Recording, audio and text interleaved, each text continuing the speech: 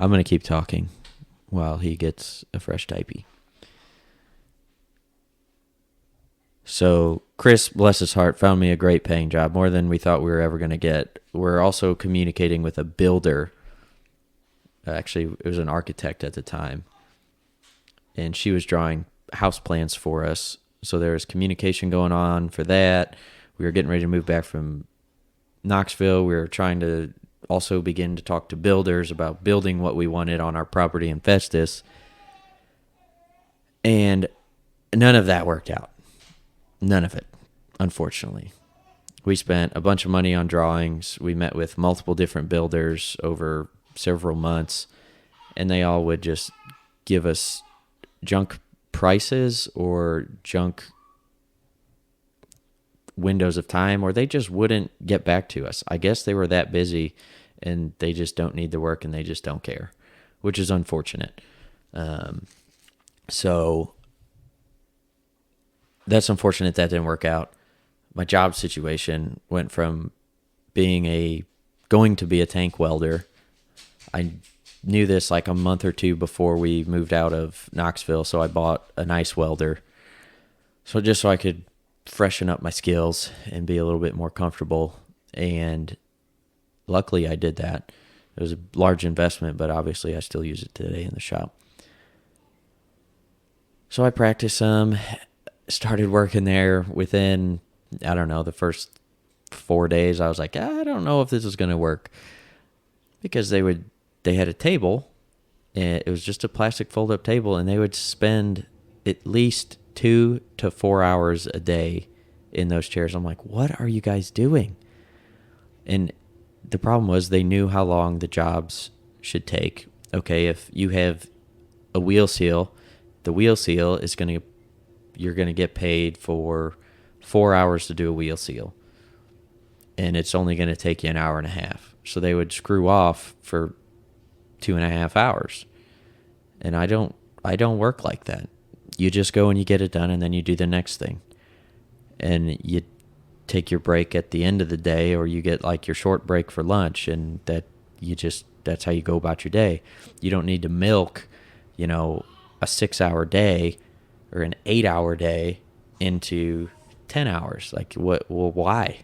You don't need to do that. Like, you could be relaxed and working at a decent pace, not be backbreaking, not burn yourself out, and still get done in 8 hours and still be ahead of book time. So I had to go in and tell him, and I think he was my boss too at the time. I was like, Chris, I'm sorry, man, this isn't for me. He's like, oh, okay.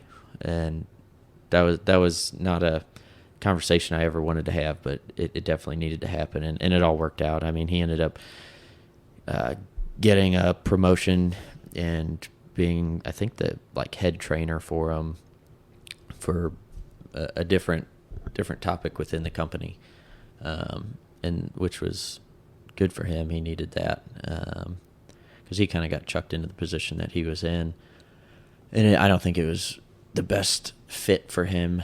And luckily, he found one that he's a really good fit in. And yeah, so after that, I got a job working at a machine shop, which I thought would be cool. Machining sounds really cool, and it sounds really awesome.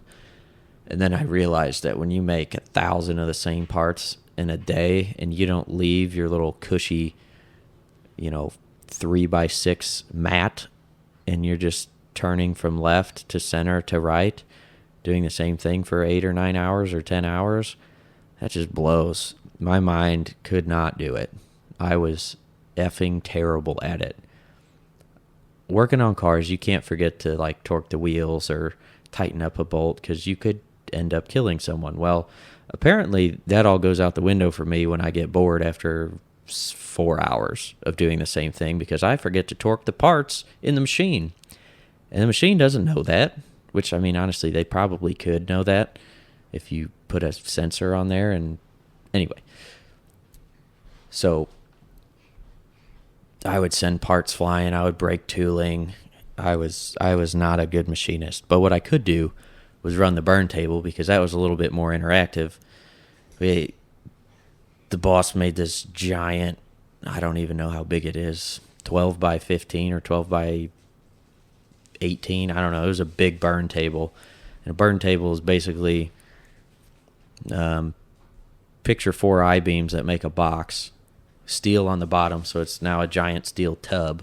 It's probably, I don't know, 12 to 18 inches deep, and then put slats across the top of it and water up to almost the bottom of the slats. And then you can set your steel on top of that, your steel sheets, big sheets like 5 by 10, 4 by 8, 4 by 12, whatever. Set those on there, and then this machine had 3, it was oxypropylene torches. And they would just go through and they would cut out whatever parts you program into it. It was pretty cool. But what I liked about that was, one, it was a little bit slower. So rather than make 1,000 parts, you might make, like, depending on the size, 50. 50 would be a lot. But these parts were usually bigger. I think we cut up to 2-inch material. And those parts they were terrible to cut because the flame would want to deflect. And the parts wouldn't be, you'd get a lot more tear out and blow out on the starts and stops. But that's part of why I liked it, because at the end, you had to weld it up, grind it off, make it nice and pretty, and make it a finished part. And you had to chip off the slag, so it was constant interaction rather than load these parts in and then clean these parts, measure them, and then put them in the bin. It was a little bit more involved. And I mean, moving a heavy plate was more physical, which I liked. So I worked there for a while.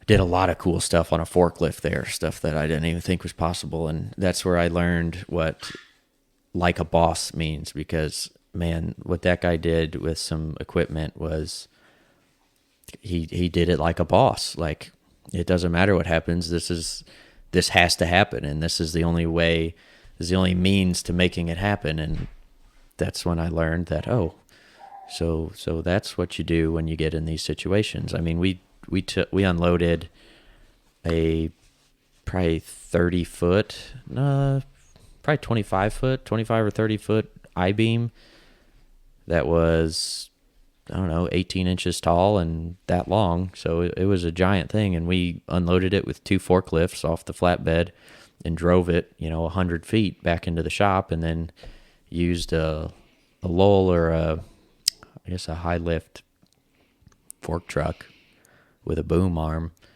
and placed it on the verticals in this new shop. And so then the crane guys could come and mount the crane to it. And so it had two rails to run back and forth on. So I learned a lot there as far as what I liked and what I didn't like, and what moving things and stuff like that, how capable a forklift was, or a skid steer, or whatever, which definitely has helped me out since then. But after that, I think I went, that's what happened. So we had bought our house here in Arnold, and it needed work, and we had some money saved up. I knew we were probably 6 months away from having a kid, 7 months away from having a kid. And I was like, I'm going to quit. I'm going to go get a job where I can get insurance and not have to work a full 40 hours. So I went and worked at Aldi Food Company, because you only had to work 26 hours or something like that, and you could still get benefits after 90 days or whatever. And so my good running friend, Caleb, who I think I've talked about. Have I talked about Caleb? No. I haven't talked about Caleb. My good trail running friend, Caleb, who we met through, obviously, trail running, but we would do a couple of the same races, and I was like, man, I know that guy. He's fast. And then he beat me on most of the shorter races, and shorter being less than a half marathon. And then I apparently do better on the longer races. When he's feeling good, he's very, very, very fast. But as soon as he starts feeling bad, because he's been going so fast for so long, he's usually depleted, and it's hard for him to pace himself. Whereas sometimes it takes me a little bit, it takes me some miles before I feel like I'm firing on all cylinders. So I start out a little bit slower, and then I pick back up, and I can kind of maintain that pace. Whereas he's like fast, fast, fast, kind of, and then just kind of tapers off. But if we can get him to not go all out, he's got a lot in it. He's tried a 50K now for 3 different times, and I just want to help him. I want to be his pacer, because I know if he can run at my pace, he's more fit than I am. I think aerobically, so I think he'll be able to do pretty good. I signed up for another ultra, and it's a hard one. So we'll see how that goes. It's called 9 Trails. My sister conned me into signing up for it last year. Well, I guess in 2020 is when it was supposed to happen in March, and then it didn't happen. And now it's rescheduled for 2021 in November. So that's what I'm going to be training for this year. It's got, I think, like 10,000 feet of vertical climbing. So it's pretty intense, and it's over 35 miles. It's in Santa Barbara. So that's nice. I'll be able to stay with my sister and then go do that race, which is 5 minutes from their house or whatever. Hopefully I make it. I haven't had to quit yet, but the last long run I did was a marathon, and it went along the Katy Trail for who knows how long. It was terrible. Just plain and simple, it was terrible. I can't stand running flat, straight, like no end in sight, just keep going. And then all of a sudden I was like in like a zombie zone of just running down this flat trail that used to be a railroad track, and now it's just gravel. And then finally luckily I saw it, because I was just kind of following the person who was like 200 yards in front of me, not catching them by any means. If anything, they were pulling a gap. And then I was like, oh, look, a sign. Oh, I'm doing that race. I should turn here, because they had already passed it, and they must have just been doing their own fun run thing. So at that point, I turned into the woods and finished the race, but it cost me, I had some tendonitis in both my feet apparently, and I blame my shoes for that one. Thank you, Ultra. Maybe I put too many miles on them, I don't know, but right around the ball of my foot wore out, and so the way that my feet had to push off the ground, it was basically like I had a big void in my big toe, which is where most of the power comes off of. So it screwed up my gait for quite some time, and I didn't know it. All I knew was the last 3 miles of the race, my feet hurt so bad. Every single step felt like I was, I don't know, just smashing a bone in a vise. And then I couldn't walk for 2 or 3 days, which people would be like, why did you want to do that? Who would do that to themselves? Well, you put yourselves through great struggles, and in the end, you feel very, very accomplished that you were able to overcome that. Whether it's self-inflicted or not, you're a better person because of it. So that's why I signed up for another one. But I told my wife, I said, this is my last one. I don't think my body needs to go through this again. I set out to do this goal before, and I never had the chance to do it. So I'm going to complete what I've set out to do and go for it. And hopefully my body holds up. I've been going to physical therapy and stuff for that. So we'll see how it goes. Physical therapy's been going okay. I still feel like I'm just still out of whack. My hips aren't right. My spine's not right yet, but I feel like I'm going in the right direction.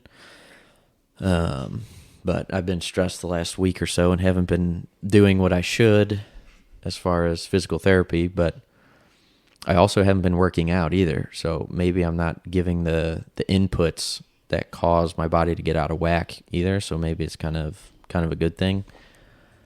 What I'm getting at is not doing physical therapy, but also not working out could be almost as beneficial as working out and doing physical therapy, if that makes any sense. But back to my job. Caleb, who I run with, we became best friends, best running friends. I mean, we're pretty good friends. I wouldn't say that we're best friends in the way that me and Don are, just from the amount of time I spend with Don, but I have like 3 or 4 best friends, maybe. Probably Jake, Don, Dan, and Caleb in no particular order. Probably Dan was my first best friend in elementary school. Then Jake was my best friend in high school. And then Don was my best friend after high school. And then Caleb is my best friend with sports. Well, we don't like sports really. I don't watch any major sports. Really running. Caleb's my best friend for running. And he's got a great family. So I started working at Aldi with him, kind of in the city. There were some very uniquely named ladies there.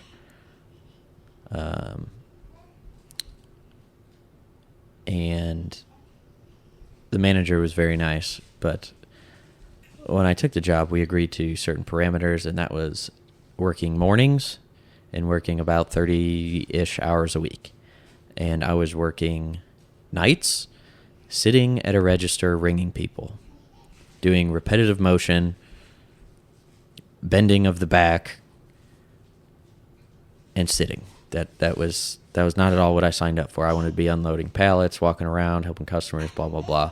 Not sitting on my butt ringing people out. I hated ringing people out. It made me better because I didn't want to do it, but I did it anyway, and I turned out to be decent at it, at least from a personal connection standpoint, not oh my gosh, I just chucked all of their stuff off the belt into their cart in 3.6 seconds. No, because the first time I ever went to Aldi to shop there, I was like, what is this jackass doing with my canned goods, just dropping them in the cart? You're bruising my fruits, okay? But that's besides the point. I was very aware of that situation, so needless to say, I may have taken longer, and I may have had a slightly longer line, or I didn't ring enough hours or enough items per minute, but my customers liked me. I don't even want to say my customers because nobody was ever like, oh yeah, I remember you. I had you last time. But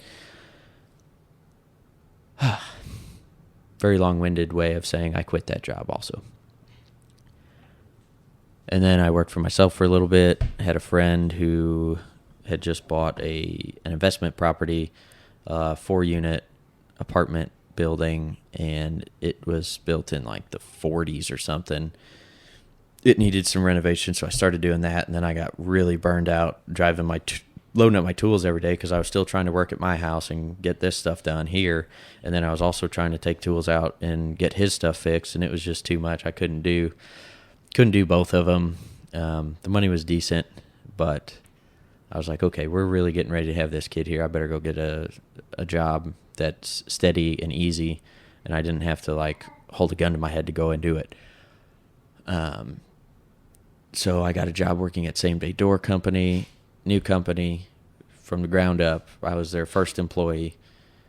I was with them for 6 months. Nice people. Got some room to grow there. I think they were getting a little big for their britches as far as the expansion goes. They had a couple people quit, and that kind of toned them back a little bit. And things were going in a good direction for the company. Like, they're definitely not going under by any means. But it wasn't for me. I can't really say exactly what I didn't like. I felt like it was very unorganized, and things just kind of got thrown on me, and I was at the bottom of the barrel, and I had to deal with all of everybody else's screw-ups and miscommunications. And then I had to relay that to the customer, and I didn't like feeling like I was the bad guy. I wanted to feel like I was helping people. So, you show up to a job, the door frame that somebody else ordered that you went and picked up, that they told you to be here at this time, and it's not ready at this time for whatever reason, and then you finally get the door frame, take it to the job, and the guy ordered the wrong size door. So then luckily I'm able to fabricate things. What was that, babe? Oh, GoPro just died. Okay, so luckily I was good at fabricating, and there's only one other person with the company, and that was one of the owners that could have made this repair in the field. We had a little flux core welder on the truck. It was a 110 volt unit, and I was able to. So it was a door with a transom window, which basically just means it was a door with a window above the door. And this is a hollow metal frame door. So you picture a door frame made out of metal, and then extend that door frame up to where you have a little window. And it was ordered way too tall. So luckily I cut it down at a 45. I mitered the corners, cut apart the old one, re-welded it to the right size, and was able to get that opening secured because they had already started tearing it out before I showed up because it took so long to get that particular frame that day. And it was just stuff like that day after day. It was always, you almost never had a smooth day, and eventually it just started stressing me out of, oh my goodness, what am I going to run into next?